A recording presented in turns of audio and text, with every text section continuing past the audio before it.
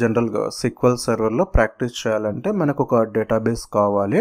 Microsoft వాళ్ళు by డిఫాల్ట్గా adventure Works అని చెప్పేసి డిఫరెంట్ వర్షన్స్తో డేటా వేర్ హౌసెస్ క్రియేట్ చేశారు. మనం వాటిని డౌన్లోడ్ చేసి SQL సర్వర్లోకి రీస్టోర్ చేయొచ్చు. గూగుల్లోకి వెళ్ళి అడ్వెంచర్ వర్క్స్ డేటాబేస్ అని టైప్ చేయండి. తర్వాత అడ్వెంచర్ వర్క్స్ అని వస్తుంది, క్లిక్ చేస్తే స్క్రోల్ చేయండి. ఇక్కడ డిఫరెంట్ టైప్స్ ఆఫ్ వర్షన్స్ ఉంటాయి. ఇందులో ఏదైనా ఒక డేటా వేర్ హౌస్ మీద క్లిక్ చేసి డౌన్లోడ్ చేయండి.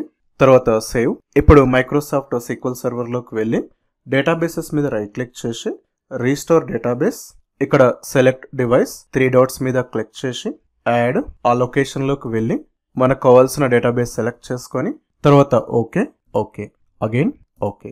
సో ఇప్పుడు మీరు ఇక్కడ చూసినట్లయితే adventure works data warehouse 2019 restore చేయడం జరిగింది. ఇందులో డిఫరెంట్ టైప్స్ ఆఫ్ టేబుల్స్ ఉంటాయి. ఈ డేటా యూజ్ చేసుకొని మీరు SQL ని ప్రాక్టీస్ చేయొచ్చు.